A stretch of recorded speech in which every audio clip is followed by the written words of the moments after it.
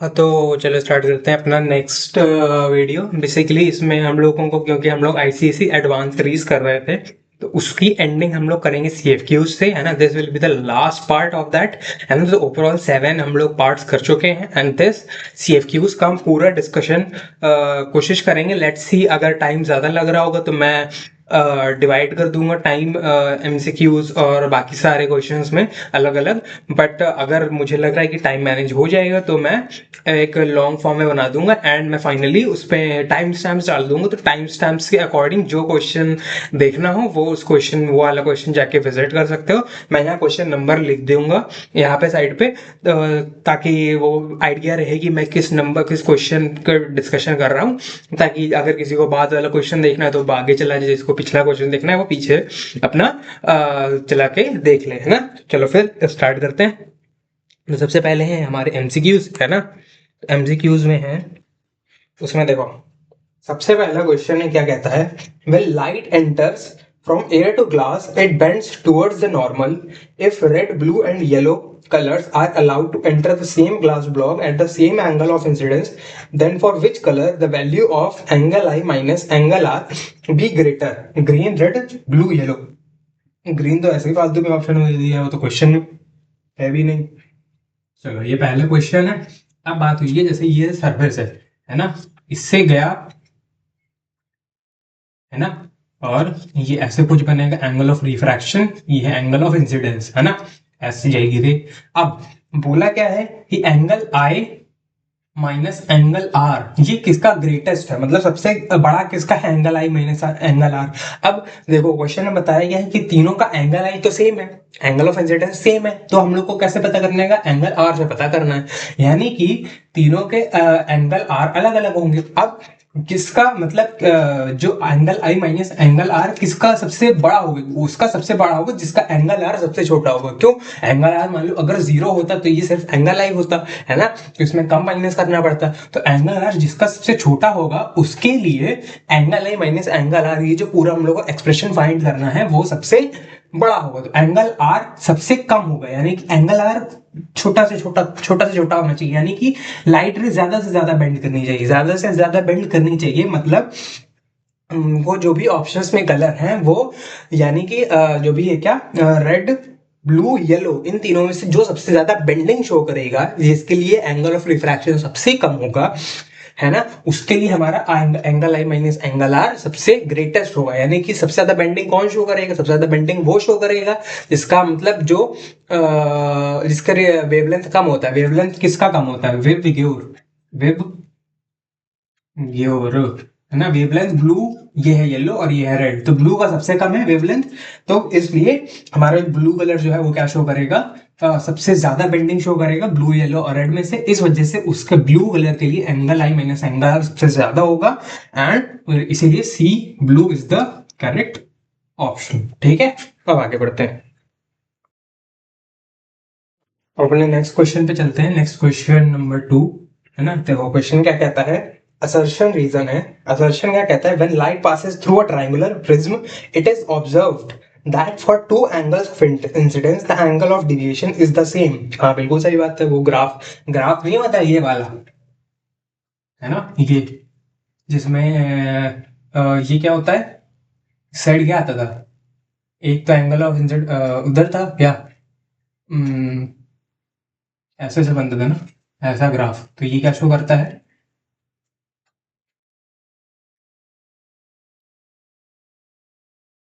Angle of incidence, है ना, angle of incidence. या फिर क्या था, एंगल ऑफ डिविएशन। रुको मैं थोड़ा सा इधर ये ग्राफ में वाई एंड एक्स एक्सिस क्या था ये भूल रहा हूँ, बताता हूँ, सॉरी। यहाँ पर होगा deviation, angle of deviation delta, और ये है एंगल ऑफ इंसिडेंस आई। ठीक है, तो इस पे क्या होगा, ध्यान से देखो। तो अगर मैं इस वाले एंगल ऑफ इंसिडेंस की बात करूं, मान लो की बात है, मान लो अगर मैं डेल्टा की बात करूं, यहां पर ये डेल्टा है। अब इस डेल्टा के लिए ध्यान से देखो, तो अगर ये एक डेल्टा है तो इसके लिए एक बार मैं इस पे टच करूंगा, है ना, और ऐसे इस पे x को लोकेट कर लूंगा, यानी कि यहाँ पर एक I1 मुझे मिलेगा, है ना। और एक और मुझे एक और बार मैं ऐसे ऐसे जाऊंगा तो मैं एक और I2 पे वैल्यू पहुंच जाऊंगा, यानी कि I1 I2 ये दो ऐसे एंगल ऑफ इंसिडेंसेस हैं जहां पर डेल्टा की सेम वैल्यू आ रही है, यानी कि एंगल ऑफ डेविएशन सेम है ना। और वो इसलिए क्योंकि जब जो हमारा ये है क्या, एंगल ऑफ आई मतलब एंगल ऑफ इंसिडेंस I1 होगा, तब हमारा जो एंगल ऑफ इमर्जेंस है वो I2 होगा, है ना। और फिर अगर हम रिवर्सिबिलिटी ऑफ लाइट को फॉलो करें, मतलब ध्यान से देखो कुछ इस प्रकार से, ये ऐसे लाइट गई ऐसे, है ना, तो ऐसे ये नॉर्मल है ना। अब ध्यान से देखो ये एंगल ऑफ इंसिडेंस ये रहा, ये ना, और ये हम लोग का ये रहा क्या, ये रहा एंगल ऑफ डिविएशन ये, और ये हम लोग का क्या रहा, एंगल ऑफ इंसिडेंस I1, और ये है I2। तो ध्यान से देखो, जब रे हम लोग की ऐसे जाएगी तो हम लोग का एंगल ऑफ इंसिडेंस ये है I1 और एंगल ऑफ इमर्जेंस है I2, है ना। और ये क्या है हम लोग का वो एंगल ऑफ डिविएशन। लेकिन आप ध्यान से देखो, ऐसे भी कर लो, ऐसे बना लो, तो ये देखो वर्टिकली अपोजिट एंगल से ये भी डेल्टा के बराबर आ गया। इसका मतलब अगर रे ऐसे ना जाती, मतलब उल्टी आती, यानी कि principal of reversibility of light के हिसाब से अगर रेज ऐसे आती तब भी हमारा सेम वो रहता, क्या सेम रहता, ये एंगल ऑफ डिविएशन है, तब I2 हमारा एंगल ऑफ वो रहता, क्या रहता, एंगल ऑफ इंसिडेंस, और I1 हमारा एंगल ऑफ इमरजेंस रहता, सिंपली, है ना। तो ये हुआ है principal of reversibility of light की वजह से, सिंपली, है ना। तो असर्शन क्या कहता है, when light passes through a triangular prism it is observed that for two angles of incidence the angle of deviation is the same। बिल्कुल सही बात है, I1 I2 दो angles of incidences हैं, है ना। और फिर क्या बोला, reason according to the principle of reversibility the light traces the path in reversing the direction, है ना। तो हाँ, रीजन भी करेक्ट है। अब असर्शन बिकॉज रीजन पढ़ेंगे, तो when light passes through a triangular prism it is observed that for two angle of incidences the angle of deviation is the same according to the because according to the principle of reversibility the light retraces the path in reversing the direction, which is very correct, assertion is correct, reason is correct, and reason is the correct explanation for A, इसलिए option A हमारा correct है इस हिसाब से। ठीक है, चलो अगले क्वेश्चन पे बढ़ते हैं। अब नेक्स्ट क्वेश्चन हमारा नेक्स्ट है क्वेश्चन नंबर 3। तो क्वेश्चन नंबर 3 में क्या है, which of the following diagram show the correct path of light through the lens. अब ध्यान से देखो, ऑप्शन ए में कॉन्वेक्स लेंस है और लाइट रे डाइवर्ज हो रही है, तो भाई ऑप्शन ए तो गलत है, क्योंकि कॉन्वेक्स लेंस से तो कन्वर्ट होगी अगर हम आइडियल केसेस माने, अगर हम एयर को एज अ सराउंडिंग मीडियम माने, तो कॉन्वेक्स की लेंस क्या होगी, वो तो कन्वर्ज करेगी, डाइवर्ज कर रही है, तो गलत है। फिर ऑप्शन बी कॉनकेव लेंस है, उसमें क्या हो रहा है, डाइवर्जेंस हो रहा है, चलो ये बात तो सही है कि हाँ उसमें चाहे जहां पर भी डाइवर्ज ही करती है कॉनकेव लेंस, चलो बी देखते हैं सही है, अगर कुछ और इधर सही होगा तो देखा जाएगा।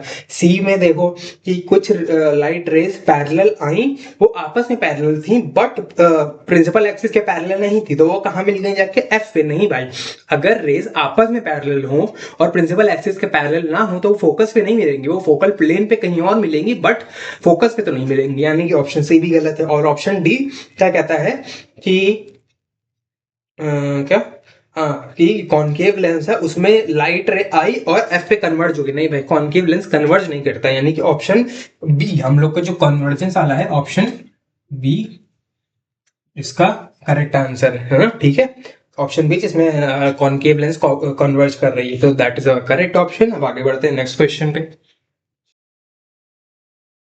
हाँ, तो हम लोग का नेक्स्ट क्वेश्चन है क्वेश्चन नंबर 4।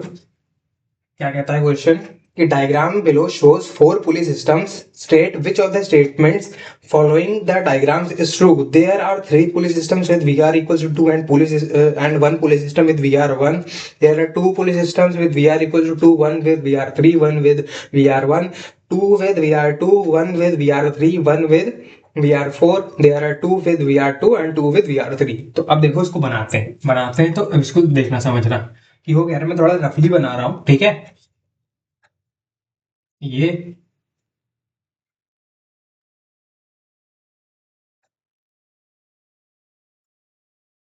है ना,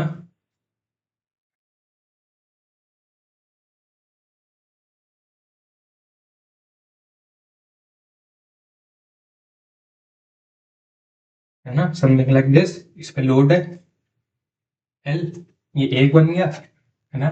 एक इधर बना लेते हैं, है ना, इधर हो, तो ये ऐसा।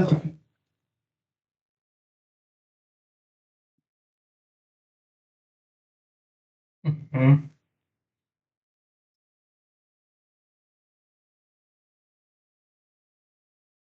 ठीक है, समथिंग लाइक दिस, है ना, ये क्या, ये फोर्ट है, ठीक है, ये फोर्ट है, इससे लोड लगा है, ऐसे लोड, ठीक। अब तीसरा वाला कुछ ऐसे है, कैसे,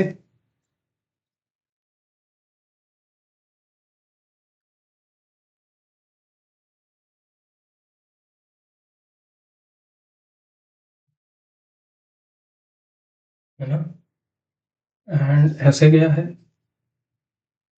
ऐसे जाके, जाके ऐसे यहाँ पर हुक है, उस पर अटैच हो गया है, और इधर है एफर्ट, और इधर है लोड, है ना। फिर उसके बाद एक ये है, इसमें क्या है,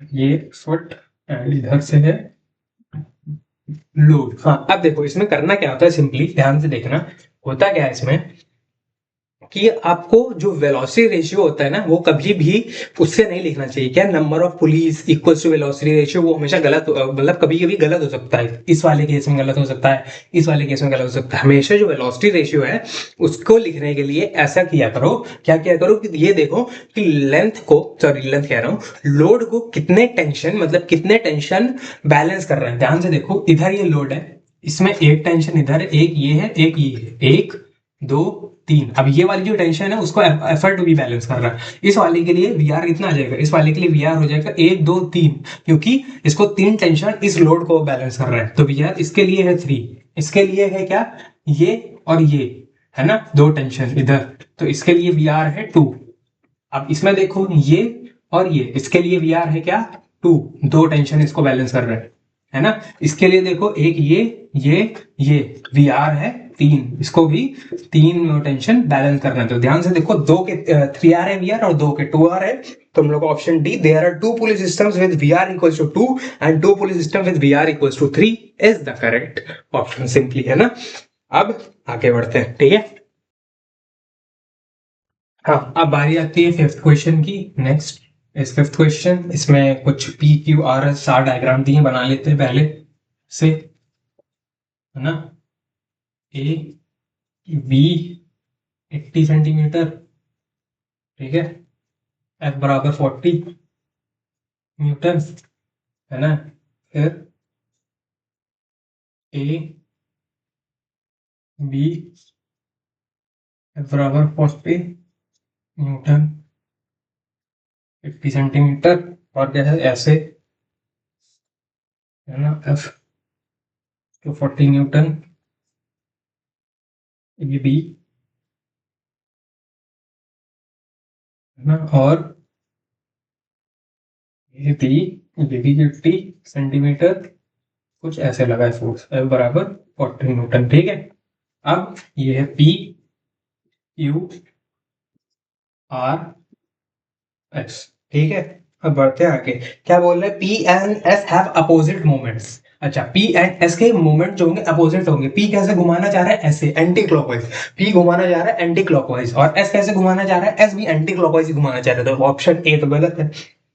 फिर the magnitude of the moment of force is maximum in are. अच्छा, जो आर है उसमें जो मैग्नीट्यूड है मोमेंट ऑफ फोर्स का वो सबसे ज्यादा है, यानी कि जो मोमेंट ऑफ फोर्स यानी कि टॉर्क का मैग्नीट्यूड है, सिंपली साइन नहीं, साइन मतलब एंटी क्लॉकवाइज क्लॉकवाइज नहीं देखना है कि ये वाला जो है वो सबसे ज्यादा घुमा रहा है, नहीं भाई, ये सबसे ज्यादा नहीं घुमाएगा। क्यों नहीं घुमाएगा, क्योंकि इसमें देखो ये परपेंडिकुलरली, अगर ये परपेंडिकुलर लगा होता तो टॉर्क हमेशा तभी सबसे ज्यादा मैक्सिमम होता है जब परपेंडिकुलरली फोर्स और डिस्टेंस हो। अब ये डिस्टेंस तो 80 सेंटीमीटर और फोर्स ऐसे ही दोनों आपस में परपेंडिकुलर तो नहीं है, परपेंडिकुलर होते तो मैक्सिमम होता, जैसे कि ये और ये आपस में है, पी और क्यू, इसमें फोर्स और ये डिस्टेंस जो है परपेंडिकुलरली है ना, ये नहीं होगा।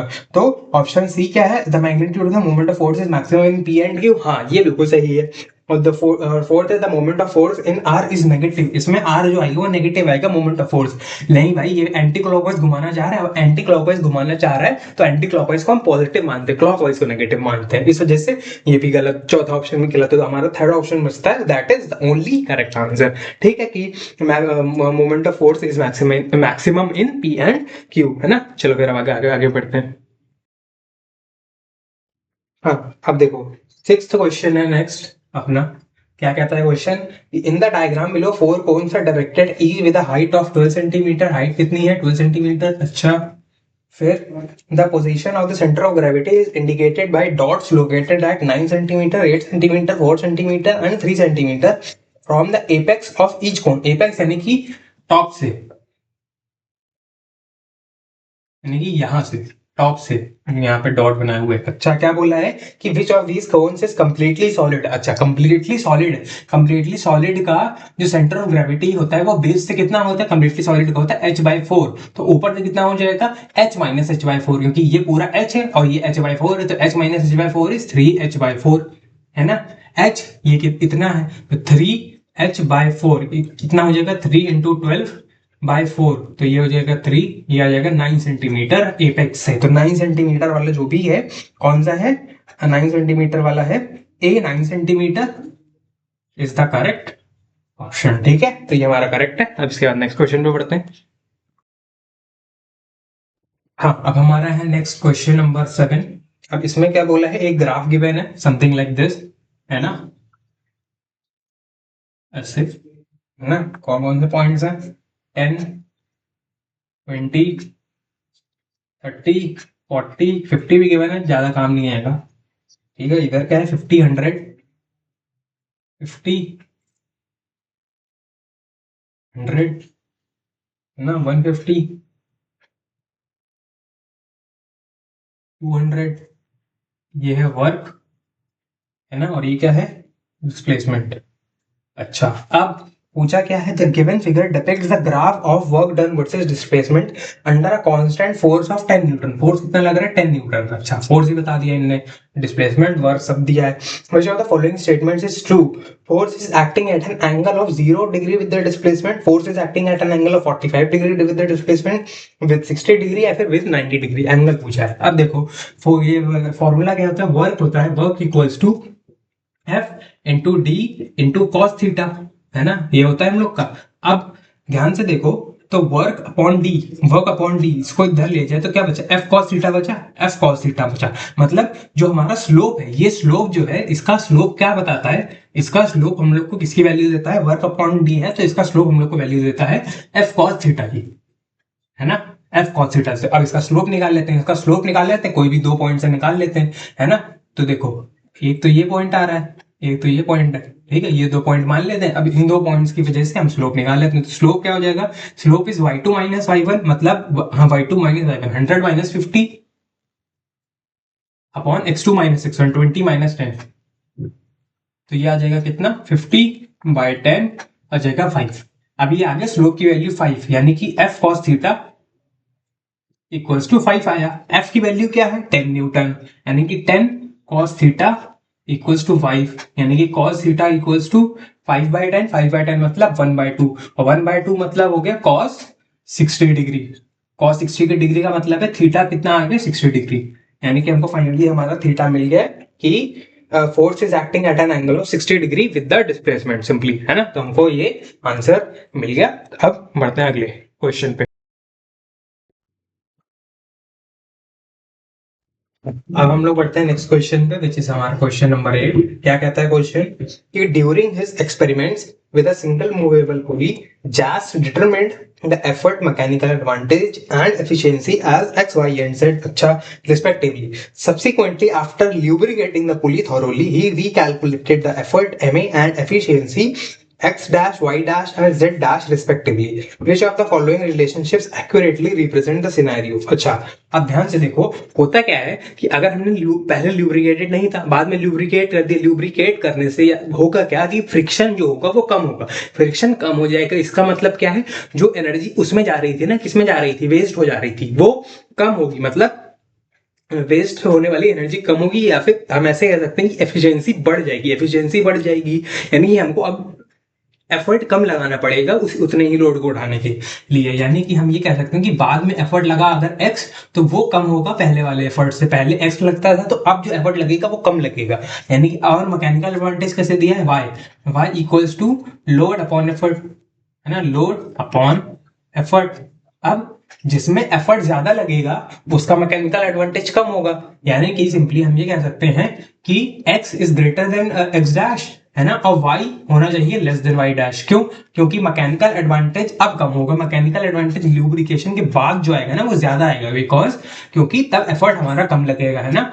और फिर उसके बाद एफिशिएंसी भी बढ़ जाएगी ल्यूब्रिकेट करने के बाद, यानी कि z is less than z dash simply, है ना। तब हम अगर देखें ऑप्शन देखें तो ऑप्शन ए क्या कहता है, x dash is greater then x, नहीं भाई गलत है। ऑप्शन बी क्या कहता है, y dash less than y, नहीं भाई गलत है। ऑप्शन सी क्या कहता है, z dash greater than z, हाँ ये बिल्कुल सही है। और ऑप्शन डी कहता है z डैश बराबर z, नहीं ये गलत है। तो इस हिसाब से ऑप्शन सी हम लोग का करेक्ट ऑप्शन बनता है। ठीक है, अब आगे बढ़ते हैं। हाँ, अब हम लोग का नेक्स्ट क्वेश्चन है क्वेश्चन नंबर 9।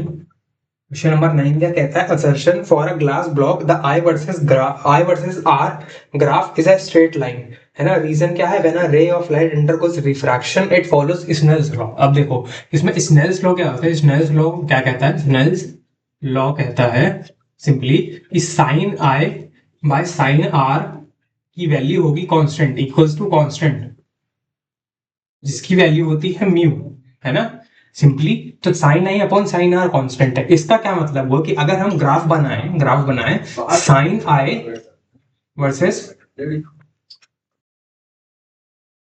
हाँ, तो अगर हम ग्राफ बनाए साइन आई और साइन आर के बीच में, तो होगा क्या, अगर साइन आई और साइन आर के बीच में बनाएंगे तो उसका स्लोप आएगा कांस्टेंट। कांस्टेंट मतलब स्लोप, कांस्टेंट मतलब स्ट्रेट लाइन। तो sine I versus sine R का जो ग्राफ होगा वो स्ट्रेट लाइन होगा। मगर आई वर्सेस आर, इसमें पूछा क्या, आई वर्सेस आर का ग्राफ, आई वर्सेस आर का ग्राफ स्ट्रेट लाइन नहीं होगा, कुछ और होगा, मगर स्ट्रेट लाइन तो नहीं होगा। क्योंकि स्ट्रेट लाइन किसका ग्राफ होगा, sine I versus sine R का। तो आई वर्सेस आर का ग्राफ क्या होगा, स्ट्रेट लाइन तो नहीं होगा। तो असर्शन तो हमारा गलत है। फिर रीजन क्या है, when a ray of light undergoes refraction it follows Snell's law, हाँ रीजन तो सही है, यानी कि assertion is false but reason is true. Option D is the correct option. तो अब 9 क्वेश्चन हो गए, आगे बढ़ते हैं। हाँ, तो चलो नेक्स्ट क्वेश्चन पे चलते हैं। नेक्स्ट क्वेश्चन क्या है, क्वेश्चन नंबर 10 क्या कहता है कि dash of UV is greater than dash of microwaves. अच्छा, speed in vacuum, speed in vacuum तो भाई दोनों का सेम होता है क्योंकि दोनों इलेक्ट्रोमैग्नेटिक रेज है। फिर speed in a medium, speed in a medium उसका ज्यादा होगा किसका, जिसका क्या कहें, स्पीड इन अ मीडियम ज्यादा उसका होगा जिसका म्यू कम होगा, है ना।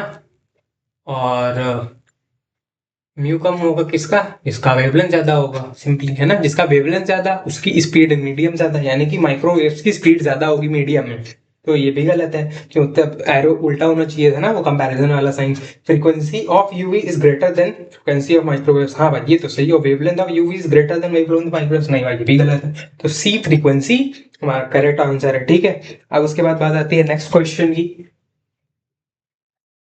है ना। जुगाड़, है ना। 11th क्वेश्चन क्या कहता है, Sumit a teenager enjoys playing his music loudly, however his grandmother consistently lowers the volume of the music player. Analyze the wave to identify which characteristic of the wave has been altered when the grandmother reduces the volume, है ना। तो graph कुछ ऐसे given है इसमें, और ये है डिस्प्लेसमेंट वर्सेस डिस्टेंस का ग्राफ,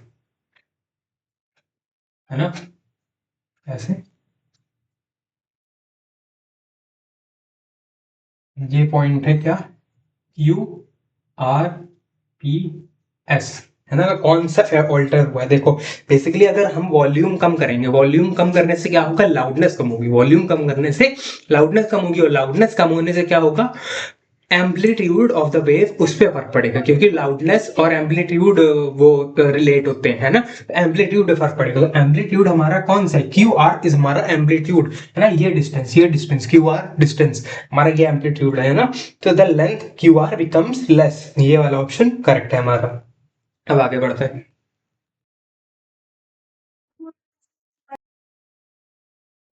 हाँ, अब हमारा नेक्स्ट क्वेश्चन है क्वेश्चन नंबर 12। चलो उसको स्टार्ट कर दो, खुल जा भाई।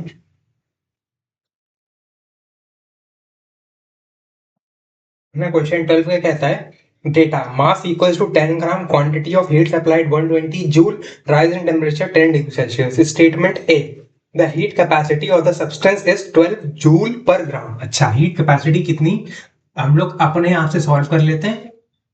हीट कैपेसिटी कितनी आनी चाहिए, हीट कैपेसिटी होगी कितनी, हीट कैपेसिटी विल बी या तो होती है mass into specific heat capacity. इसमें स्पेसिफिक हीट कैपेसिटी का तो कोई जिक्र नहीं है, तो हम लोग क्या करेंगे, Q अपॉन डेल्टा टी से कैलकुलेट करेंगे, है ना, क्योंकि Q equals to M C delta T. इसमें एम सी वाले जो टर्म होता है ये हम लोग का क्या होता है, हीट कैपेसिटी। तो हम लोग इसको ऐसे भी तो लिख सकते हैं, Q upon delta T equals to M C equals to heat capacity simply, है ना।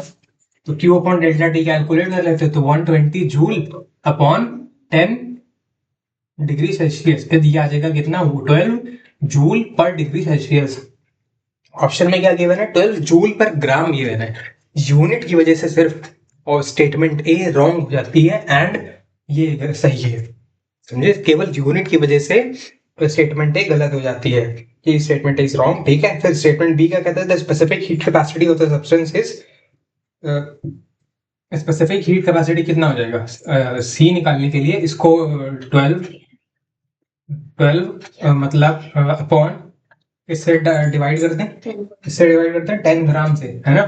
12 जूल पर डिग्री सेल्सियस को ग्राम से डिवाइड कर दें तो ये आ जाएगा 1.2 जूल पर डिग्री सेल्सियस ग्राम, है ना। तो ये आ गया हम लोग का, बट ग्राम पर डिग्री सेल्सियस लिख दें, है ना। और इसमें क्या गिवन है, 1.2 जूल पर ग्राम केल्विन, हाँ वो भी चल जाएगा, क्यों, क्योंकि मैंने बताया था ना कि एवरी, मतलब जैसे कि क्या मतलब, जैसे कि मैं अगर लिखूं कि 0 केल्विन तो वो हो जाए, वो होता है कितना, सॉरी मैं लिखूं अगर 0 डिग्री सेल्सियस तो वो होता है कितना, 273 केल्विन। मैं लिखूं 1 डिग्री सेल्सियस तो वो कितना होता है, 274 केल्विन। इसका मतलब एक मैंने राइज किया डिग्री सेल्सियस में तो एक ही बढ़ा केल्विन में, तो जितना हम तो जितना मैं सेल्सियस में राइज कराया उतना ही मैंने केल्विन में भी राइज कराया, यानी कि राइज इन टेम्परेचर या फिर चेंज इन टेम्परेचर वो डिग्री सेल्सियस और केल्विन का सेम होता है, यानी कि delta T change in temperature वो क्या होगा, वो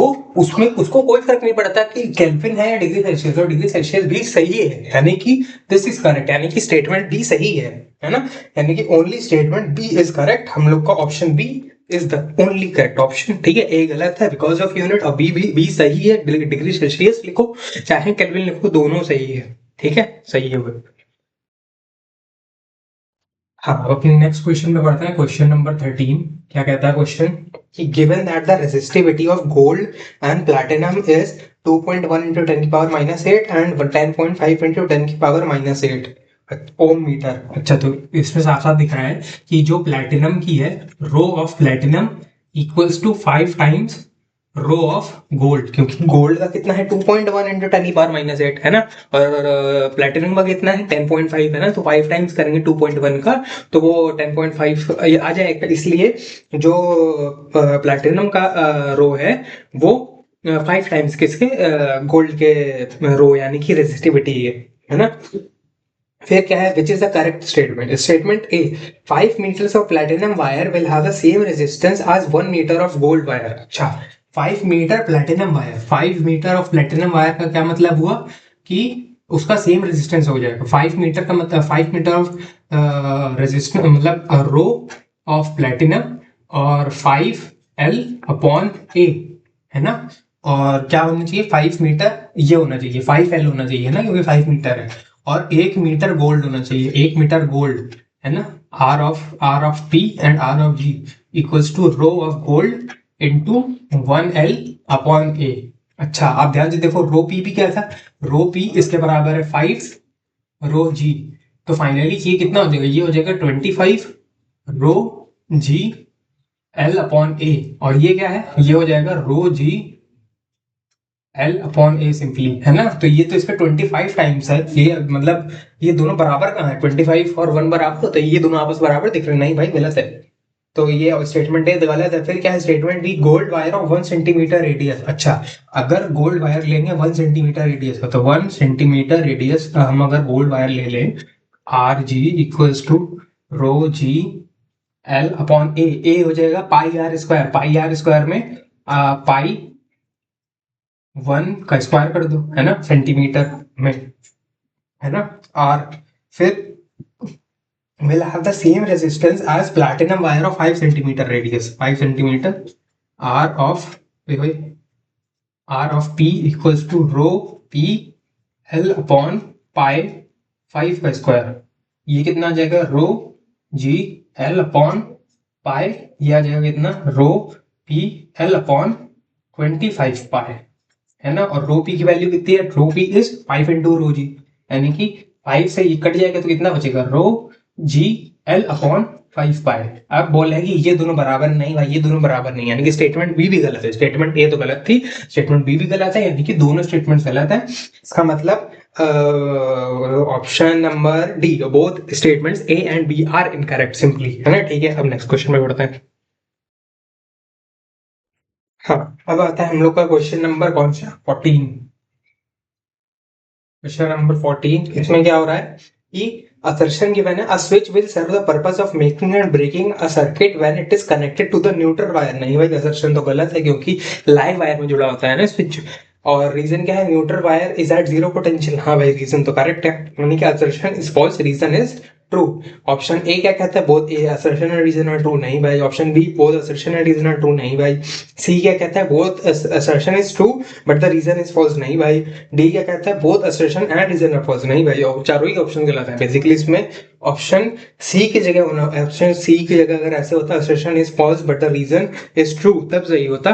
क्योंकि यहाँ असर्शन पक्की बात है कि गलत है एंड रीजन पक्की बात है कि सही है, क्योंकि न्यूट्रल वायर जीरो पोटेंशियल पे ही होता है। और असर्शन लाइव वायर से जुड़ा, मतलब असर्शन में जो लिखा है ना कि स्विच लाइव वायर से जुड़ा होता है, ये न्यूट्रल वायर से जुड़ा होता है, वो भी गलत है। इस वजह से यहाँ पे चारों ऑप्शन गलत है, इसमें सही होगा। इसलिए अगर देखो, जब गलत ऑप्शन आ जाए कोई, तो कोई भी एक लिख दो, मार्क्स मिल जाएगा, उसमें कुछ वो नहीं होता, अटेम्प्ट करने का मार्क्स मिलता है, समझे। उसमें गलत ऑप्शंस अगर आ जाए तो उसमें, या फिर क्वेश्चन गलत आ जाए तो उसमें सिर्फ अटेम्प्ट करने का मार्क्स मिलता है। तुमने अटेम्प्ट अगर किया है, सिर्फ क्वेश्चन नंबर डाल के भी छोड़ दिया होगा ना, तो वो कंसिडर किया जाएगा कि तुमने अटेम्प्ट करना है, ठीक है। तो ऐसे केस में ये होता है। 14 तो हो गया, हम नेक्स्ट 15 करते हैं, क्योंकि 14 तो भाई ऑप्शन गलत था, बट हम लोगों को पता है ना क्या सही है, सही कॉन्सेप्ट पकड़ना है। 15 क्या कहता है, the given rods will attract each other when, अच्छा, A and C are connected to positive terminal of the battery. अच्छा, A और C को पॉजिटिव टर्मिनल से कनेक्ट करेंगे। अच्छा, A अगर पॉजिटिव टर्मिनल है तो B नेगेटिव टर्मिनल होगा। अगर A पॉजिटिव टर्मिनल है तो ध्यान से देखो, A की साइड पे ऐसे करंट जाएगा, A की साइड पे कुछ ऐसे करंट जाएगा। ऐसे का मतलब है एंटी क्लॉकवाइज। एंटी क्लॉकवाइज मतलब जो A वाला है इधर, है ना, ऐसे ऐसे, तो ये जुड़ा है किससे, ए से, और ये है बी।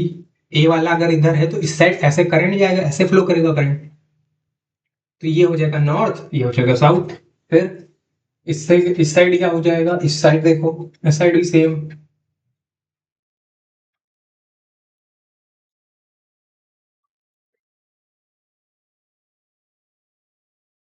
सी डी, है ना। सी को भी पॉजिटिव टर्मिनल से कनेक्ट करेंगे तो ये जाएगा ऐसे करंट, है ना।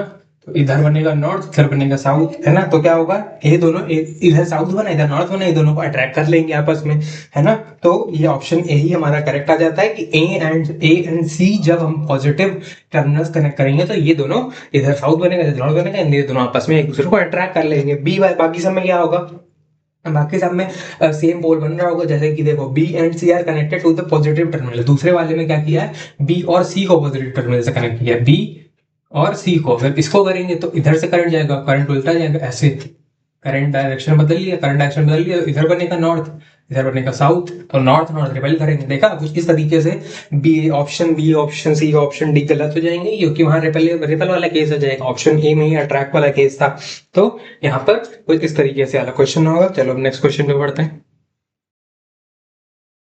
हाँ चलो, अब बारी है क्वेश्चन नंबर 16 की। क्वेश्चन नंबर 16 क्या कहता है, which of the following questions are correctly balanced.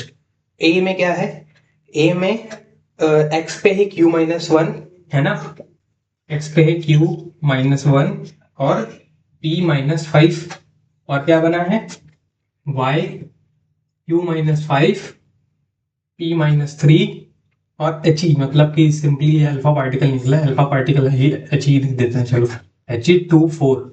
तो इसमें p minus three plus two P minus one आना चाहिए। नहीं भाई ये तो गलत है, पहले ही देख के पता चल गया p माइनस वन आना चाहिए, ये तो है ना। उसके बाद z p minus four Q minus four क्या आना चाहिए y, सॉरी इधर x है, x p minus five Q minus four plus, है ना, तो p minus five minus one, p minus five minus one, p minus six होना चाहिए। नहीं भाई ये भी गलत है।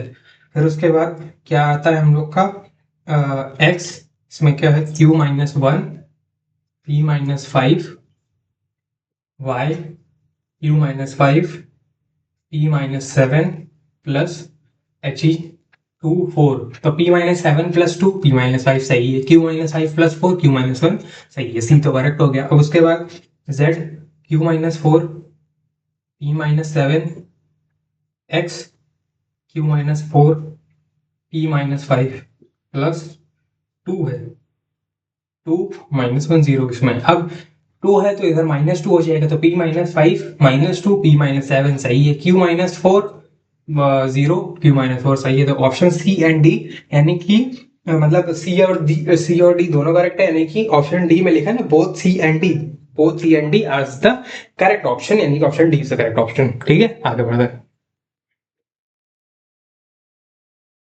हाँ तो हम लोग स्टार्ट करते हैं अपना नेक्स्ट क्वेश्चन। 17th क्वेश्चन क्या कहता है कि the above picture shows three cylinders filled with water to a different extent. अच्छा, the tuning forks L, M and N in vibration produce louder sound when held above the mouth of the cylinders.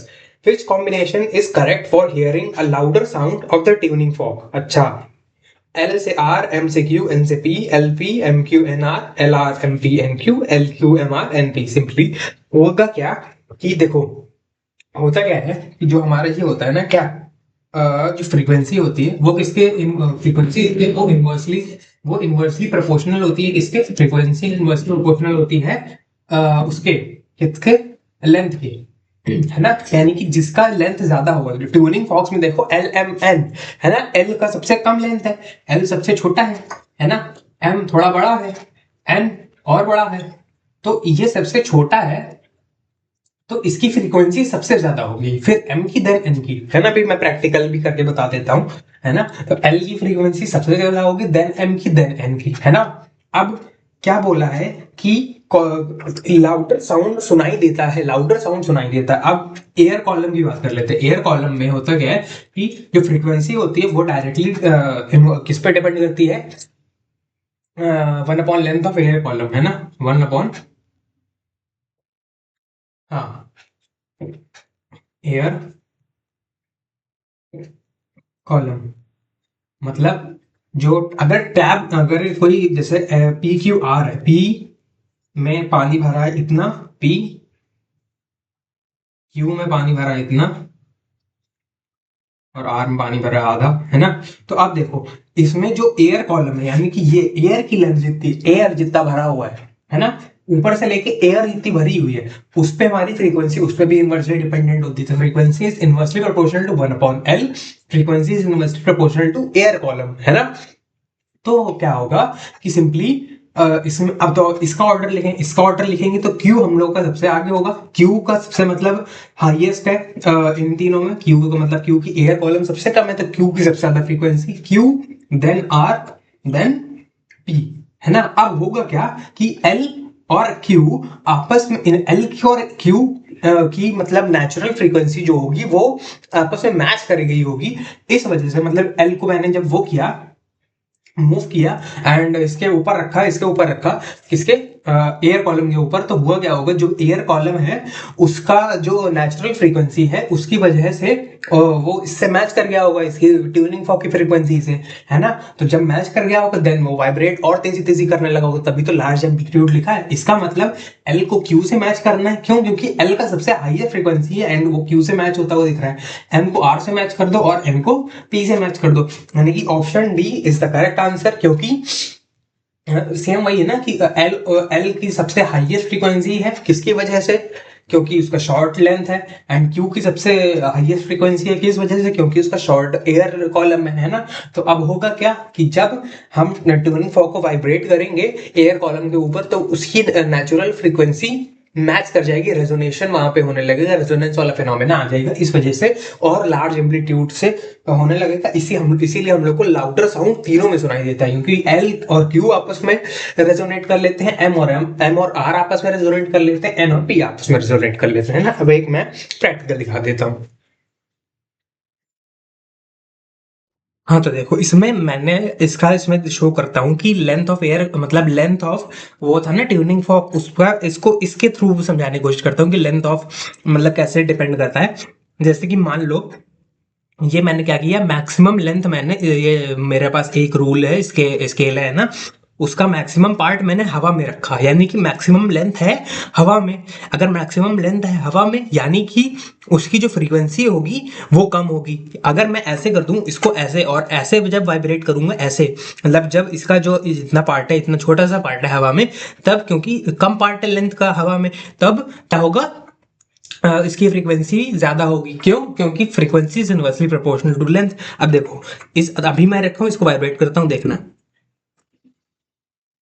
ठीक है, ये किया, ये इस length पे जब maximum length बाहर थी। अब ये देखो, ये देखो इसकी फ्रीक्वेंसी ज्यादा थी, मतलब ये बहुत जल्दी वो कर रहा था, क्या, वाइब्रेट कर रहा था। इसका मतलब हमें ये पता चलता है कि लेंथ जितनी कम होगी उतनी ही फ्रीक्वेंसी हमारी ज्यादा होगी। उसी हिसाब से ये स्केल, क्योंकि स्केल इतना पार्ट था लेंथ का हवा में, इस वजह से उसने जल्दी जल्दी वाइब्रेट किया। अब देखो और मैं कम कर दूंगा तो और जल्दी वाइब्रेट करेगा, देखा इतनी जल्दी करा कि एक सेकंड में ही, एक सेकंड के अंदर ही पूरी इतनी उसने सब सारी वाइब्रेशंस खत्म कर ली अपनी, है ना। बहुत तेज किया है ये, मतलब दिखा भी नहीं इतनी तेज था, है ना। अब आगे बढ़ते हैं। हाँ अब हम लोग बढ़ते हैं नेक्स्ट क्वेश्चन पे। क्वेश्चन नंबर है हम लोग का नेक्स्ट 18, है ना। क्वेश्चन क्या कहता है कि three metals A B and C are supplied with the same quantity of heat, their masses are in the ratio 2:3:4, if they show the same rise in the temperature then the ratio of their thermal capacities will be, यानी कि उनकी heat capacity का ratio पूछा, heat capacity का specific heat capacity का नहीं, heat capacity का। Heat capacity क्या होता है, वो होता है mass into specific heat capacity. अब इसमें स्पेसिफिक हीट कैपेसिटी का तो कोई जिक्र नहीं है, लेकिन मास का बारे में गिवन है कि मास कैसे है 2:3:4 में। तो इसका एक और फॉर्मूला होता है, क्या फॉर्मूला, क्यू बराबर क्या होता है, क्यू बराबर एम सी डेल्टा टी, अभी बताया था ना। तो एम सी हम लोग का होता है क्या, this is the heat capacity, तो हम लोग इसको ऐसे भी तो लिख सकते हैं Q upon delta T, Q upon delta T equals to M C equals to heat capacity. यानी कि अगर हम लोग की इंफॉर्मेशन यहां से नहीं मिल पा रही तो इंफॉर्मेशन यहां से तो मिल रही क्यू अपॉन डेल्टा टी। आप ध्यान से देखो, अब तीनों को same quantity of heat provide करी गई है, तीनों एबीसी को, और तीनों का राइजिंग टेम्परेचर भी सेम है, तो तीनों की हीट कैपेसिटी भी तो सेम होगी, यानी कि option A 1:1:1 is the correct option, समझे। ये है इस तरीके से। नेक्स्ट क्वेश्चन में बढ़ते हैं अब। हाँ नेक्स्ट क्वेश्चन पे मूव करते हैं। नेक्स्ट क्वेश्चन क्या कहता है, the above diagram shows different copper conductors of diameters d and 2d and lengths which are multiples of l, the increasing order of their resistances will be। अच्छा, सबसे पहले ये क्वेश्चन नंबर 19 है ना, क्या है, ऐसे बना है ना, ऐसे से बना है लंबा सा, और ये ऐसे है, और ये ऐसे है। ये क्या है, इसमें गिवन है एल, ये है ए बी सी डी, है ना।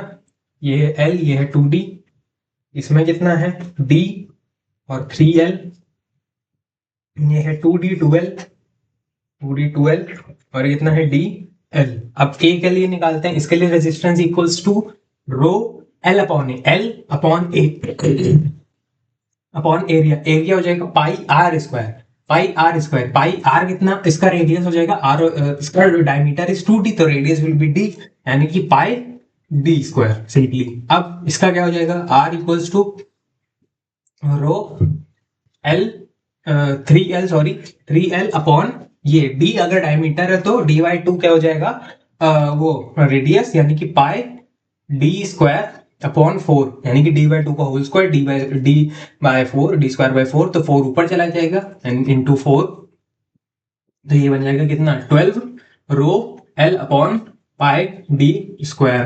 फिर ये कितना है, r equals to rho into 2l upon pi 2d का हाफ d विल बी हमारा रेडियस d स्क्वायर, तो ये आ जाएगा कितना 2 rho l upon pi d square, और इसका r कितना होगा rho into l upon pi d by 2 का होल स्क्वायर, यानी कि d स्क्वायर बाय 4, तो 4 ऊपर जाएगा, 4 ऊपर जाएगा मतलब 4 यहाँ पे जाएगा, तो बन जाएगा क्या 4 रो l upon pi d square. तो सिंपली ये है रो l upon pi d square, ये है 12 rho l upon pi d square, ये है 2 रो l upon pi d square, और ये है 4 रो एल पाई डी स्क्वायर। तो सिंपली हम लोग का बी है सबसे बड़ा, देन उसके बाद डी, देन उसके बाद डी ऐसे कैपिटल में, देन उसके बाद सी एंड देन ए, तो बी डी सी ए है ना, B D C A, option B is the correct option, है ना, हम लोग ऑप्शन बी करेक्ट है। ठीक है, अब आगे बढ़ते हैं नेक्स्ट क्वेश्चन पे।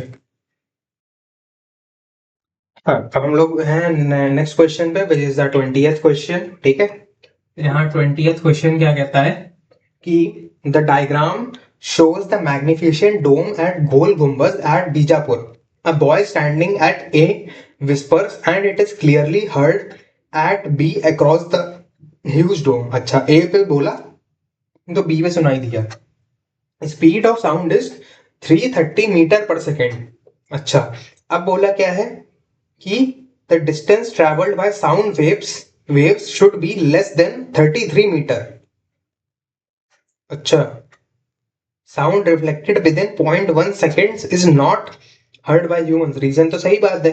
अब क्या बोला है, distance travelled by sound wave should be less than 33 metre, मतलब ध्यान से देखो कि ध्यान से देखो, ये है क्या स्पीड, देखो ये होना चाहिए कि जो भी डिस्टेंस है, मतलब जिस डिस्टेंस से रिफ्लेक्ट होके वॉइस हमको सुनाई दे रही है, वो डिस्टेंस एटलीस्ट इतने डिस्टेंस पे होने, मतलब इतनी दूर होनी चाहिए कि हमें, मतलब जो सुनाई दे वो 0.2 बाद सुनाई दे, 0.1 सेकंड बाद सुनाई दे। मतलब हमने बोल रहे हैं, एक बार हमको बोल रहे हैं तो तुरंत सुनाई दे रहा है, फिर 0.1 सेकंड बाद हमारी वॉइस जाए और लड़के वापस आए, तब तक 0.1 सेकंड हो जाना चाहिए, और तब तब हमको एको सुनाई देता है ना। तो 0.1 सेकंड हो या फिर उससे ज्यादा हो तभी हमें एको सुनाई देगा। तो देखते हैं कि एको हम लोग का इसमें आता है या नहीं, है ना।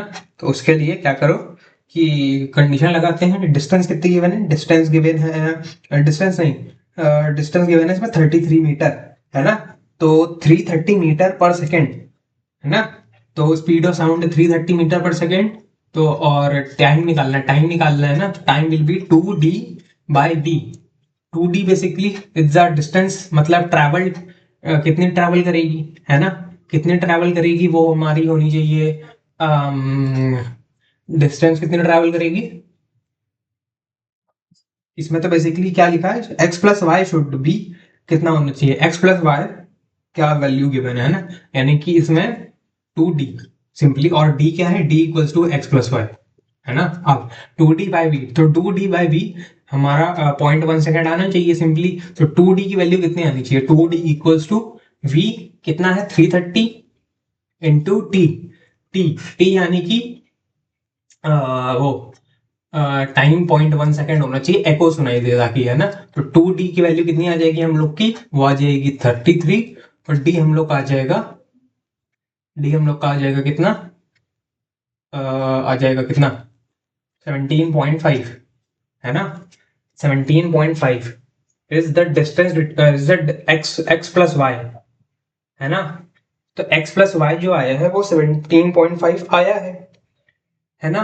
बट होना क्या चाहिए कि जो हमारा x प्लस वाई है, x प्लस वाई है ना, वो कुछ ऐसा होना चाहिए सच दैट जो हमारा वो आ रहा है क्या कि क्या जो हमारी वेव्स ट्रैवल कर रही हैं है ना, वो क्या करें, 0.1 सेकेंड जाएं 0.1 सेकेंड आए, समथिंग लाइक दैट। एक सेकंड रुकना।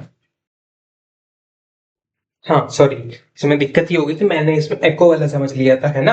तो मेन देखो क्वेश्चन क्या कहता है कि मतलब सॉरी असर्शन क्या कहता है, distance travelled by sound waves should be less than 33 metre, इसके अकॉर्डिंग तो आ रहा है यस। बट तो ये एको वाला केस है, ये एको वाला केस है। बट हुआ क्या है इसमें, क्वेश्चन में देखो ध्यान से, diagram shows the magnificent dome at Gol Gumbaz at Bijapur, a boy standing at A whispers, A ने बोला and it is clearly heard at B across the huge डोम।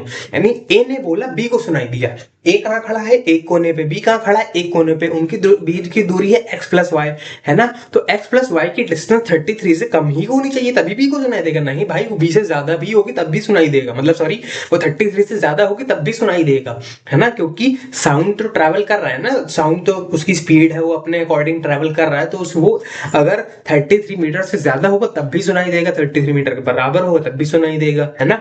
इस वजह से, क्योंकि इधर एको वाला केस नहीं, इधर सिंपल ये वाला केस है कि ए ने बोला बी को सुनाई दिया, तो वो तो इतनी भी दूर होगा वो सुनाई देगा उस बंदे को है ना। तो ये फॉल्स है, आर ट्रू है। इस वजह से ये वाला एको वाला केस मैंने मिस इंटरप्रेट कर लिया था, एको वाला केस नहीं है इधर सिंपली है ना। एंड रीजन तो ऑलरेडी करेक्ट है, क्योंकि sound reflected within 0.1 second is not heard by humans. 0.1 second के बाद हमको सुनाई देना, एको सुनाई देना स्टार्ट होता है ना। तो reason is true, assertion is false. अब नेक्स्ट क्वेश्चन में बढ़ते हैं। हाँ, अब नेक्स्ट क्वेश्चन क्या कहता है हम लोग का है क्वेश्चन नंबर 21 है ना। क्वेश्चन क्या कहता है, A magnetic compass is present on a small table very close to the wall in a room. अच्छा, a man enters the room and switches on the air conditioner fitted near the ceiling. He observes that the needle in the compass shows immediate deflection. अच्छा, AC के चालू होते ही compass में कुछ immediate deflection आ जाता है। Identify the most probable reason for the deflection. Deflection किसकी वजह से आया, जैसे ही एसी चालू हुआ, एसी चालू हुआ तो क्या हुआ होगा, सिंपली करंट दौड़ा होगा है ना। करंट दौड़, अब करंट कहाँ है देखो ऑप्शन में, फिजिक्स के हिसाब से आंसर करते हैं ना, वैसे तो फिर कुछ भी हो सकता है बाकी और रीजंस है ना। A air blowing in the room, B current starts flowing through AC wire concealed in the adjacent wall. Adjacent wall जो बाजू में वॉल है जिसके बाजू में कंपास रखा है उसमें, क्योंकि एसी वायर छुपा हुआ है ना, एसी का वायर छुपा हुआ है, तो उसमें जब करंट फ्लो हुआ होगा तो मैग्नेटिक फील्ड बनी होगी, मैग्नेटिक फील्ड बनी तो कंपास मूव किया। हाँ भाई ये बिल्कुल सही है ना। सी क्या कहता है, vibrations are produced when the man starts talking to his wife in the kitchen. नहीं भाई, vibrations were produced due to a fire in his hand that fell on the ground. नहीं भाई है ना। तो ऑप्शन बी हमारा correct है physics के अकॉर्डिंग। करंट स्टार्ट्स है ना flowing through AC wire concealed in the adjacent wall। ठीक है, अब नेक्स्ट क्वेश्चन में बढ़ते हैं, क्वेश्चन नंबर 22। ठीक है, क्वेश्चन नंबर 22 क्या कहता है, two substances A and B have the same mass, substance A has a higher specific heat capacity than substance B, what consequences would you expect when these substances are subjected to the same amount of heat energy. अच्छा देखो, दो substances है A और B, दोनों का mass same है, ठीक है, दोनों का मास सेम है ना।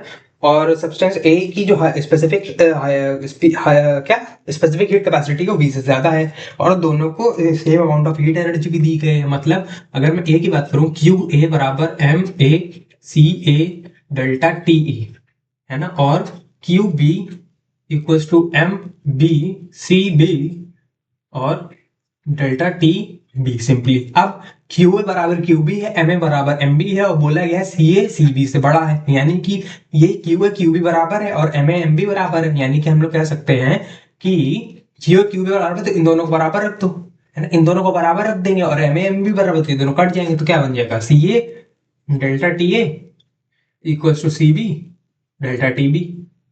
फिर क्या पूछा है कि तो क्या होगा कि delta t a upon delta T b equals to c b upon c a. अच्छा, तो इसका क्या मतलब हुआ कि डेल्टा टी ए के सामने आ रहा है सी बी और डेल्टा टी बी के सामने आ रहा है सी ए। अब c a is greater than c b, c a is greater than c b का मतलब है कि delta T b is greater than delta t a, मतलब delta T b is greater than delta t a, मतलब change in temperature जो b में होगा वो ज्यादा होगा ए से।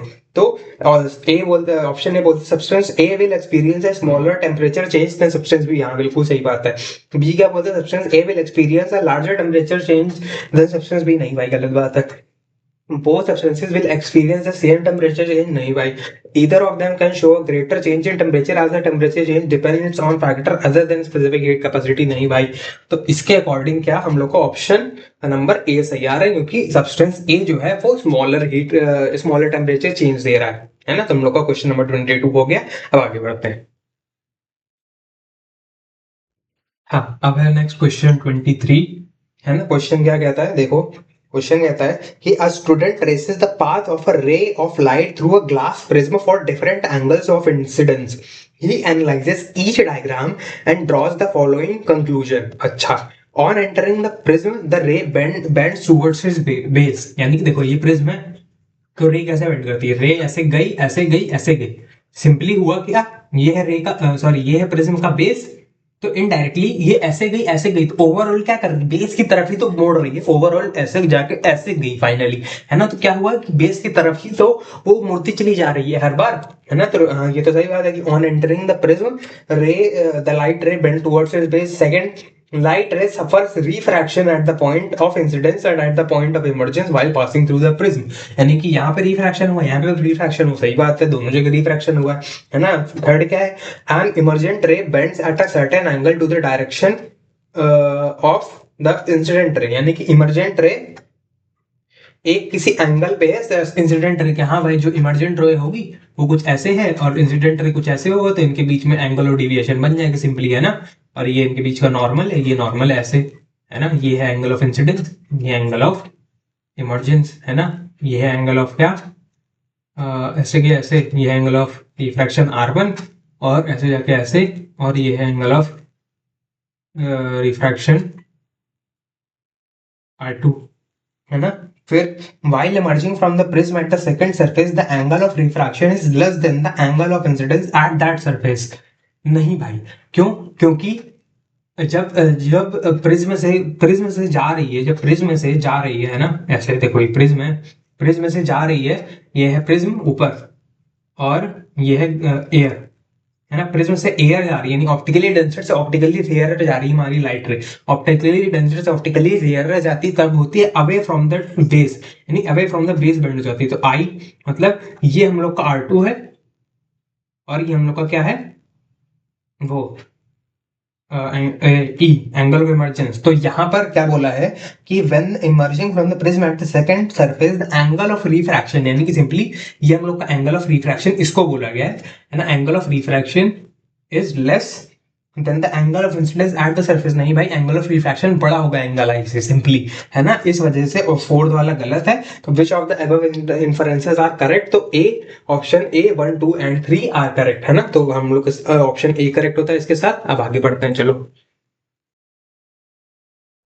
हाँ अब हमारा नेक्स्ट क्वेश्चन है, a metal ball is balled inside a ring, sorry पहले लिख लेते हैं, है ना। A metal ball is balled inside a ring placed on a table as shown in the diagram P।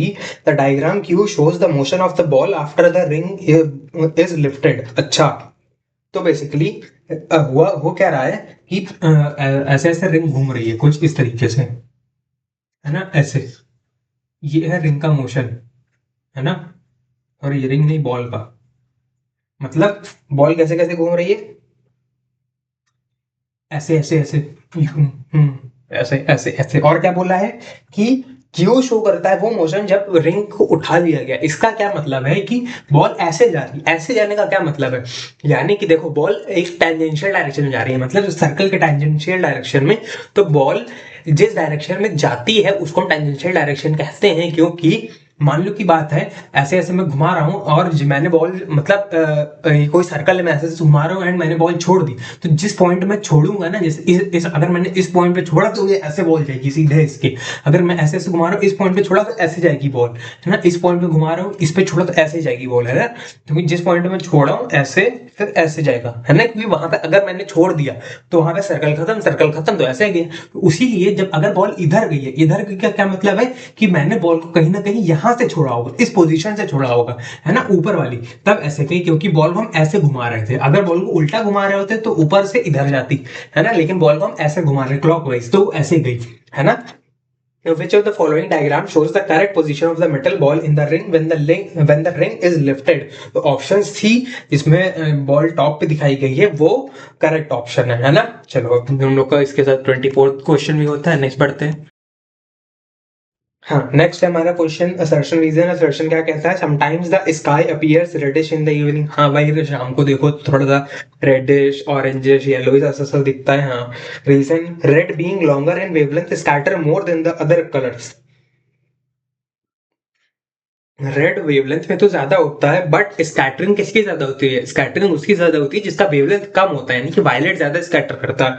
तो ये बात तो गलत है कि red being longer in wavelength, longer in wavelength तो है बट स्कैटर मोर नहीं करता, वो गलत है। यानी कि assertion is true, reason is false. Option C is correct simply.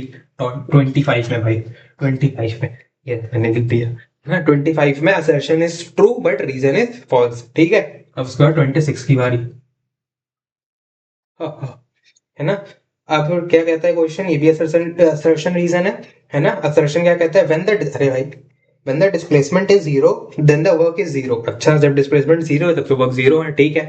So if the work done is zero then it necessary means the displacement is zero. नहीं भाई, मतलब ये कहना चाह रहा है कि असर्शन ये कहना चाह रहा है कि वर्क तभी जीरो होगा जब डिस्प्लेसमेंट ही जीरो हो। नहीं भाई, तब भी जीरो हो जाएगा जब कॉस थीटा जीरो हो, यानी कि थीटा बराबर 90 हो। थीटा 90 वाले केस में भी वर्क डन जीरो होगा, है ना। तो हमारा सिर्फ डिस्प्लेसमेंट जीरो होने से ही जरूरी नहीं है कि वर्क जीरो हो, कोई और मेथड से भी, कोई और फोर्स के क्वांटिटी, फोर्स भी जीरो होगा तब भी जीरो होगा हमारा वर्क, अगर कॉस थीटा जीरो होगा तब भी जीरो होगा वर्क। इस वजह से सिर्फ डिस्प्लेसमेंट के जीरो होने से नहीं होता है ना। तो असर्शन तो फॉल्स है। फिर work done is calculated by the relation W equals to F S cos theta. हाँ भाई, ये तो सही है।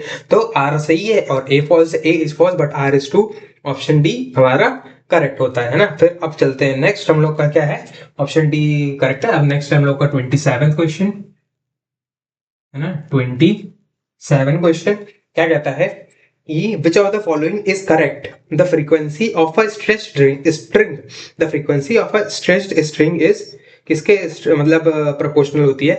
Directly proportional to its length but inversely. देखो, जो स्ट्रिंग होती है ना, क्या अभी मैंने बताया था किसका फ्रीक्वेंसी, वो होता है फ्रीक्वेंसी ऐसे under root T 1/2L, simply ये होता है ना, 1/2L under root T upon M, है ना, where M is the mass per unit length, T is the tension, L is length, है ना। तो L जो आ रहा है वो नीचे आ रहा है, टेंशन जो आ रहा है वो अंडर रूट के साथ ऊपर न्यूमरेटर में आ रहा है। तो सिंपली यहाँ पे ऑप्शन ध्यान से देखो, तो ऑप्शन डी क्या कहता है? Inversely proportional to its length, inversely proportional to its length but directly proportional to the square root of the tension in the wire, but directly proportional to the square root of tension. हाँ भाई, सही बात है। तो option D हम लोग का यहाँ पे करेक्ट हो जाता है, ऑप्शन क्वेश्चन नंबर 27। आगे बढ़ते हैं। नेक्स्ट हम लोग का क्वेश्चन नंबर 28, है ना। क्या कहता है क्वेश्चन कि a ray of light obliquely from an optical medium of refractive index 1.33 to another medium of refractive index 1.5 while passing from the first medium to the second, the light ray will, देखो 1.33 is optically rare, 1.5 is optically denser, तो optically rarer से optically denser में जाएगी तो towards the normal bend हो जाएगी, है ना। तो option A bends towards the normal is हमारा करेक्ट आंसर, है ना। तो 28 हो गया। अब बात आती है 29 की, है ना। 29 पे आ जाते हैं, है ना। क्या कहता है कि you want to register your name for an examination. For registration purposes, you need a passport size photograph of yourself. When you went to a studio, the photographer told you to sit on a chair in front of a white screen in the room. Assertion: this is purposefully done so that you as an object should stand beyond center of curvature of the camera lens but surely not at an infinite distance. assertion क्या कहना चाहता है कि object कहाँ होना चाहिए कि centre of curvature से आगे होना चाहिए, यानी कि 2f से ज्यादा होनी चाहिए उसकी डिस्टेंस, किसकी? ऑब्जेक्ट की। यानी कि ऑब्जेक्ट को क्या कह रहा है? Beyond 2f। अगर ऑब्जेक्ट बियॉन्ड 2f होगा लेकिन इन्फिनिटी पर नहीं होगा तो हमारी इमेज कैसी बनेगी? इमेज बनेगी रियल इन्वर्टेड एंड डिमिनिश्ड, है ना।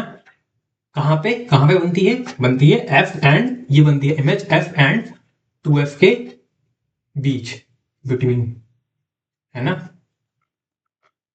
अब तो इसका मतलब है कि क्योंकि इमेज, हम लोग को इमेज चाहिए इतनी छोटी से, एक वो होता है ना क्या, कागज का टुकड़ा जो भी कहते हैं, है ना, उस पर हमको इमेज चाहिए, यानी कि हमको छोटी ही इमेज चाहिए, छोटी इमेज चाहिए। इसका मतलब जो इमेज है वो डिमिनिश्ड होनी चाहिए, सही बात है, क्योंकि हम तो इतनी बड़ी कोई इमेज बनाएगा नहीं भाई, हमको इतनी सी चाहिए, इतनी सी। तो इसका मतलब है कि मुझे जो इमेज चाहिए वो छोटी सी चाहिए, यानी कि मुझे कोई कैमरा एक काम करे, कैमरा मुझे मेरी फोटो ले एंड देन उसको मेरे शरीर का जो साइज है उससे एक छोटी सी, मतलब इतनी छोटी सी इमेज बना के मुझको देते, दैट मीन्स कि मुझे डिमिनिश चाहिए, यानी कि असर्शन तो सही बात है कि हमको डिमिनिश चाहिए, मैग्नीफाइड नहीं चाहिए, सेम साइज का ऑब्जेक्ट भी नहीं चाहिए, मेरे बराबर जितनी फोटो नहीं चाहिए ना, मुझसे बड़ी फोटो चाहिए, इतनी सी चाहिए छोटी, यानी डिमिनिश। तो सही है, असर्शन तो सही है। फिर रीजन क्या है?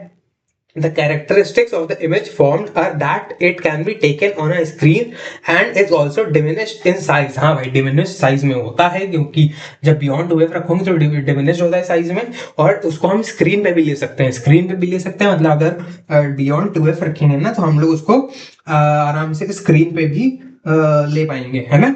क्यों स्क्रीन पे ले पाने का मतलब है कि वो रियल इमेज है, स्क्रीन पे ले पाने का मतलब है कि रियल इमेज है। वर्चुअल इमेज कभी भी स्क्रीन पर नहीं ले सकते, है ना। वर्चुअल इमेज हम कभी भी स्क्रीन पे नहीं ली जा सकती, वो कभी प्रेजेंट नहीं हो सकती स्क्रीन पे, है ना। तो जो एक्चुअल इमेज होती है, जो हम लोग मतलब स्क्रीन पे कैप्चर कर सकते हैं ना, दैट इज रियल इमेज। तो रियल है, डिमिनिश्ड है, पर रीजन भी सही है, and reason is correct explanation, क्योंकि डिमिनिश्ड साइज में होती है, बिल्कुल सही बात है। इस वजह से असर्शन का सही एक्सप्लेनेशन भी है, रीजन, है ना। तो both A and R are true and R is the correct explanation of A, सही बात है ना। तो 29 क्वेश्चन भी हो गए, है ना। अब आगे बढ़ते हैं। हाँ, अब हमें हमारा नेक्स्ट क्वेश्चन है क्वेश्चन 30। यह कहता है reverse which originate from the glaciers at high altitudes have a supply of water through out the year. अच्छा, जो ग्लेशियर से रिवर जनरेट होती है ना हाई एल्टीट्यूड पे, उनका जो सप्लाई ऑफ वाटर होता है वो पूरे साल रहता है। क्या बोल रहे हैं? This is because ice in high mountains does not melt at once. जो हाई माउंटेन्स पे आइस होती है वो एक बार में नहीं पिघलती है। दिस इज ड्यू टू, किस वजह से ये पूरी आइस एक बार में नहीं पिघलती है, किसकी वजह से? High specific heat of ice, low specific heat of ice, low specific latent heat of fusion of ice, high specific latent heat of fusion of ice. अब देखो, सीधी सी बात है, अब मेल्ट वगैरह की बात हो रही है नहीं, फेज चेंज की बात हो रही है, आइस टू वाटर एक बार में नहीं बनती उसकी बात हो रही है, तो ये तो सिंपल बात है, फेज चेंज की बात है, फेज चेंज की बात है तो यहाँ पे लेटेंट हीट की बात है, यानी कि स्पेसिफिक हीट की तो बात नहीं है, यानी ए भी तो गलत है। अब बात आती है कि लो specific latent heat of fusion of ice या फिर high specific latent heat of fusion of ice एक बार में क्यों नहीं पिघलती है? एक बार में क्यों नहीं पिघलती है? इस वजह से, देखो सोचो, इसको लॉजिकली भी सोच सकते हैं। एक बार में देखो, एक बार में पिघलने, सूरज है ना, सन तो अपनी रेस दे रहा है, गर्मी दे रहा है ना।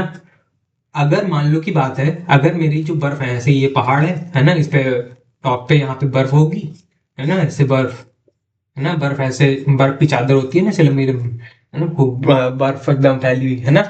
अब मान लो की बात है, बर्फ है, वो अगर जल्दी पिघल रही है, जल्दी पिघल रही है, इसका मतलब वो जल्दी फेस चेंज कर रही है, जल्दी फेस चेंज कर रही है, मतलब Q equals to M L, Q equals to M L में उस जल्दी फेस चेंज कर रही है, मतलब जो Q है वो जल्दी एब्जॉर्ब कर ले रही है, Q जल्दी हो रहा है, इसका मतलब Q अगर जल्दी एब्जॉर्ब हो जा रहा है, मतलब Q हीट जल्दी एब्जॉर्ब हो जा रही है, इसका मतलब है कि Q छोटा है, क्योंकि तभी तो जल्दी हीट एब्जॉर्ब हो पाएगी। Q छोटा है तब इसका क्या मतलब है कि मास अगर उतना ही है तो L छोटा है, उसका मीनिंग है कि L छोटा, लेटेंट हीट जो है स्पेसिफिक, मतलब लेटेंट हीट जो है आइस की वो कम है, लेकिन एक बार में बर्फ नहीं पिघलती, वो नहीं पिघलती, क्यों नहीं पिघलती? क्योंकि क्यू बहुत बड़ा, क्यू बहुत बड़ा क्यों बड़ा है? क्योंकि एल बहुत बड़ा है, यानी कि high specific latent heat of fusion of ice. इस वजह से जो हमारा ऑप्शन डी है वो करेक्ट होता है, इसी वजह से बर्फ एक बार में नहीं पिघलती, है ना। तो आगे बढ़ते हैं नेक्स्ट क्वेश्चन पे। हाँ, अब नेक्स्ट क्वेश्चन हम लोग का क्या कहता है कि if three resistors R1 R2 and R3 are connected in series and by R1 greater than R2 greater than R3 then what is the relation between the currents I1 I2 and I3 respectively flowing through them.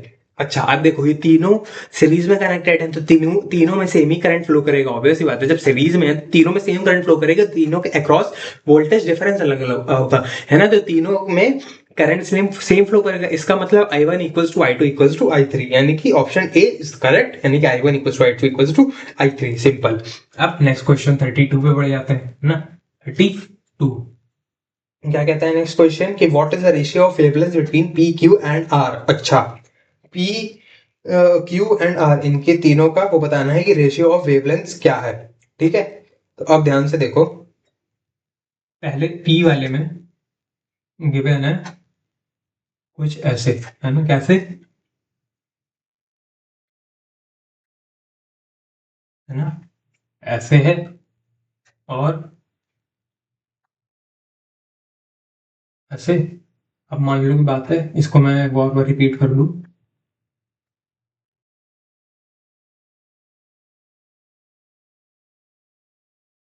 ऐसे, ये ऊपर वाला है, सबसे ऊपर वाला, top वाला, बीच वाला ले ले, बीच में कैसे है, दो।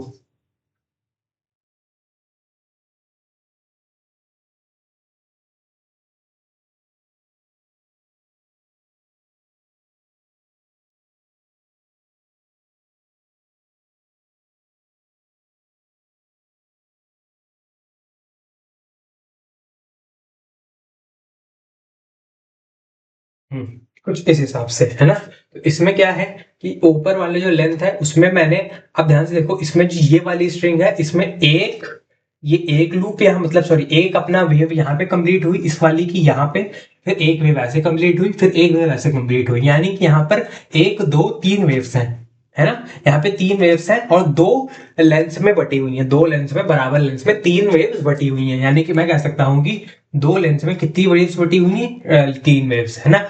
अब इस वाले में क्या हुआ है कि दो लेंस में एक वेव ये है और एक वेव ये है, मतलब वेव मतलब ये पार्ट मैं बना के बता देता हूँ। वेव मतलब होता है एक कंप्लीट ऑसिलेशन टाइप, है ना। तो ध्यान से देखो, तो ये वाला पार्ट जो है कि ये ऐसे, कुछ ऐसे, ये तीन बार ऐसे है, फिर ऐसे है, फिर ऐसे है, तो तीन बार। और ये वाली भी ऐसे है, ऐसे ऐसे ऐसे, तीन बार। और इसमें देखो, इसमें ये है कितनी बार, एक ये, बस एक ये और एक ये, तो ये किस में है, ये। और इसमें कितनी बार है, इसमें तो भाई पूरा ही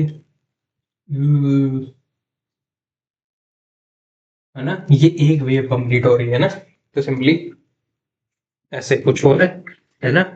अब ये है दो लेंस में तीन वेव्स डिवाइडेड है, इसमें दो लेंस में दो वेव्स डिवाइडेड है, 12/2। और इसमें दो लेंस में एक ही वेव डिवाइडेड है, यानी कि 12 सिंपली, है ना। अब इन तीनों का रेशियो ले लो, रेशियो ले लो, 12/3 रेशियो 12/2, या फिर 2 से 2 तो कट जाएगा, तो ये बचेगा एल, खाली एल, है ना, रेशियो 12, है ना। तो अब हम इसमें क्या करते हैं, तीनों को 3 से मल्टीप्लाई कर दो, तीनों को 3 से मल्टीप्लाई कर दोगे तो इसके डिनोमिनेटर से 3 चला जाएगा, है ना। तो 3 से, पहली बात तो एल तो हटा दो, एल हटा दो, तो क्या बचेगा 2/3 रेशियो 1 रेशियो 2, है ना। अब तीनों को 3 से मल्टीप्लाई कर दो, तो तीनों को 3 से मल्टीप्लाई करेंगे तो बन जाएगा, ये हो जाएगा 2, ये हो जाएगा 3, ये हो जाएगा 2 3 से 6, तो ये हमारा वो आ जाएगा वेवलेंथ का रेशियो, है ना। पी क्यू आर की वेवलेंथ का ratio will be 2 ratio 3 ratio 6, तो ऑप्शन हम लोग का डी इज हमारा करेक्ट आंसर। ठीक, चलो आगे लोग आगे बढ़ते हैं।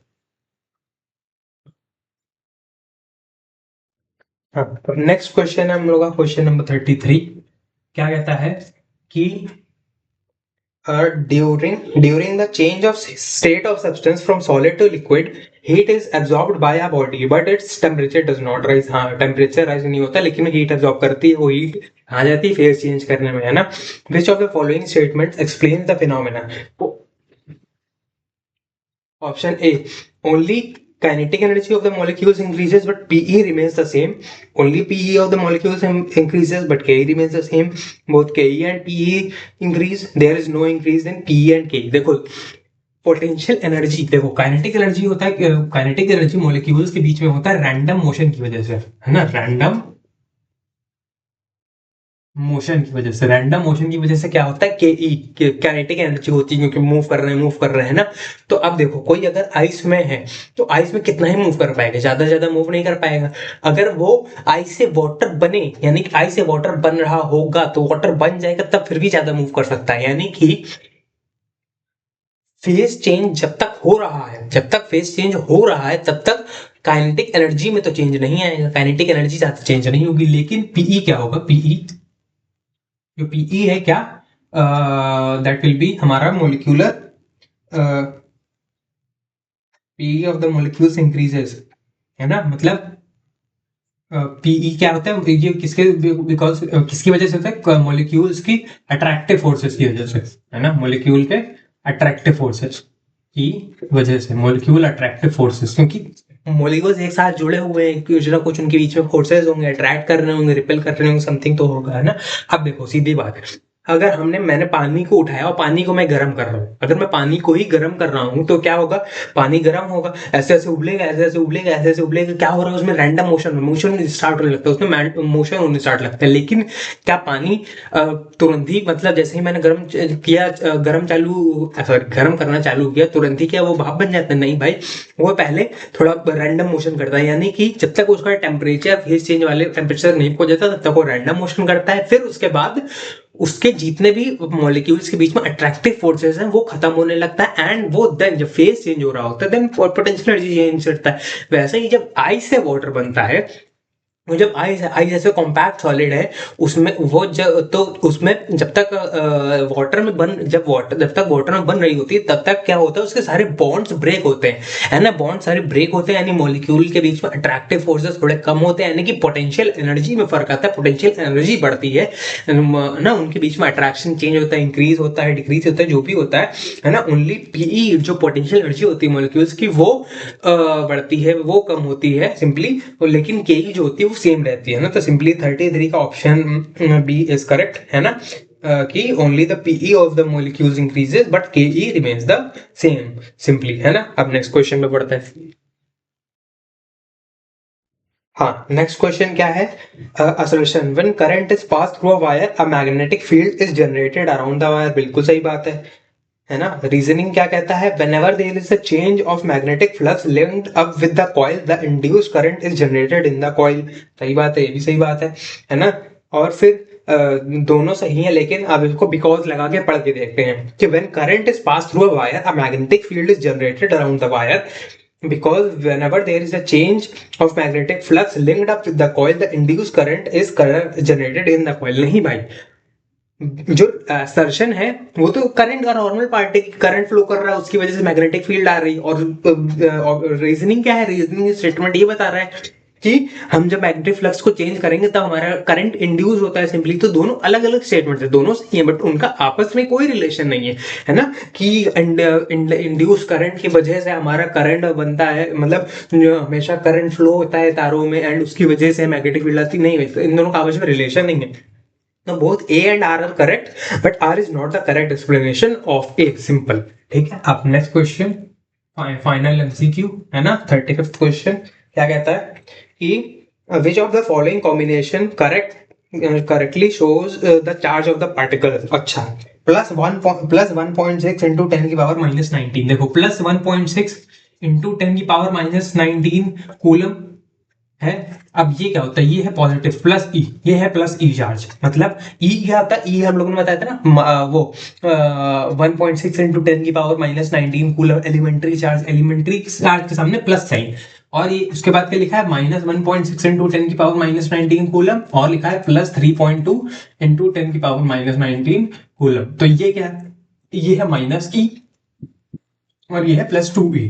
अब देखो प्लस पॉजिटिवली चार्ज कौन सा होता है, positively charge with same magnitude, ये है प्रोटॉन, प्रोटॉन का इतना ही मैग्नीट्यूड होता है, प्रोटॉन का इतना ही मैग्नीट्यूड होता है और उसमें प्लस साइन भी लगा होता है, लेकिन इलेक्ट्रॉन का भी इतना ही मैग्नीट्यूड होता है लेकिन उस पर माइनस साइन लगा होता है।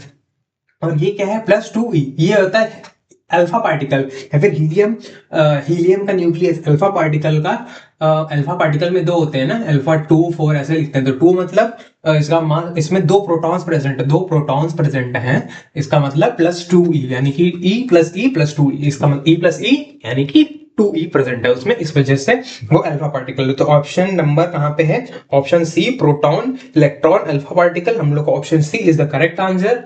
एंड इसके साथ हम लोग के सारे एमसीक्यूज खत्म होते हैं।